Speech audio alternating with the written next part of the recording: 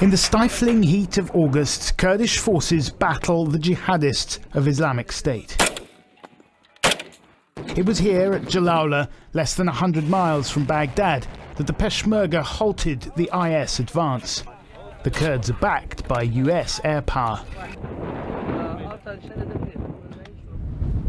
But Jalala is on the border with Iran, and Iran is providing most of the support. There is more to this than a battle against a group of brutal jihadists. Iran is waging a campaign here for control of Iraq and also for its influence in the wider Middle East. And at the heart of that campaign, in the shadows, has been one man.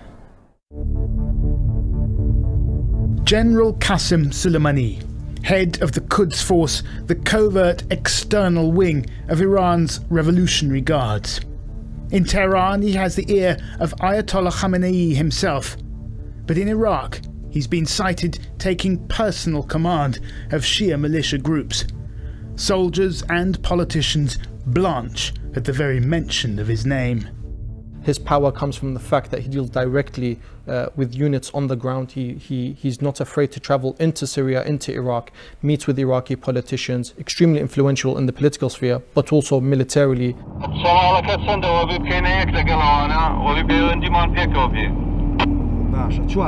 Off camera, people told us that Iran has sent artillery and advisors to support the Kurds at Jalala, that Qasem Soleimani was here, commanding the Iranian forces.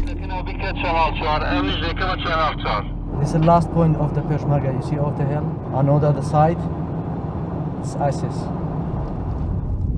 At the front line, the Kurds are keen to show us how antiquated their weaponry is.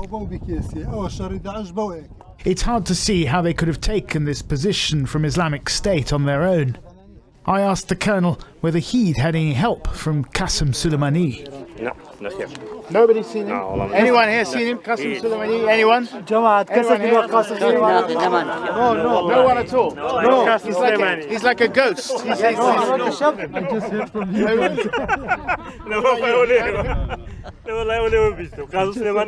one's heard of him. It's extraordinary. He's the most powerful man in Iraq no one's ever heard of. But one local Kurdish commander confirmed to the BBC that Qasem Soleimani had indeed visited this front line on a number of occasions, and he agreed to reveal the extent of Iranian involvement here. Iran sent 16 truckloads of weapons. They sent big artillery, they sent monitors, 2 big rocket launchers, 3 or 4 smaller ones. They sent a mortar battalion too. At the Iranian border, the Ayatollahs keep a watchful eye over traffic crossing into Iraq. The battles for Iraq and for Syria are part of a wider campaign for control of the Middle East between Shia Iran and the Sunni powers of the Gulf. In Lebanon, Soleimani has nurtured Shia Hezbollah. In Syria, he's bolstered President Assad. In this not-so-cold war, he's become one of Iran's most potent weapons. Up until 2003, Iraq was a vast barrier, a geographical and political bloc between Iran and its Shia allies to the west in Syria and in Lebanon. But then came the US-led invasion, and the Americans, by removing Saddam Hussein, also removed that barrier to Iran's ambitions for its expansion in the region. Qasem Soleimani wants to make sure that groups, whether they're in Lebanon, in Syria or Iraq, are dependent on Iran for survival. Many of the militia groups fighting in these countries, and there are various, it's not just 1 or 2, do rely directly on Qasem Soleimani. And of course this enables the Iranians to have more leverage. A senior Iraqi official told us that when the city of Mosul fell, it was swift intervention by Iran, more than US airstrikes, that prevented a broader collapse. Many in Iraq fear their country's becoming dependent on Iran for its very survival, that Soleimani's militias, as providers of security, are becoming an instrument of Iranian political control.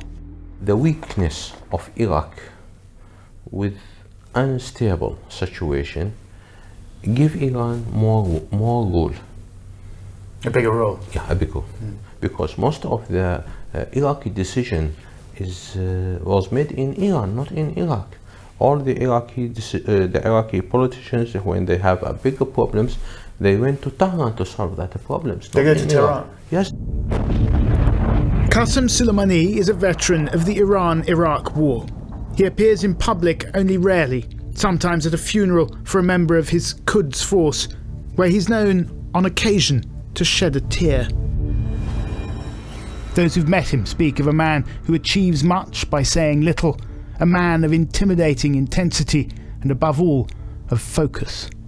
He's been up and down the country, in the north, in the south, in the capital, checking up on the defences, mobilising the Shia militias, making sure that the Iraqi state and the Shia militias that are assisting the Iraqi security forces are able to confront the threat from ISIS.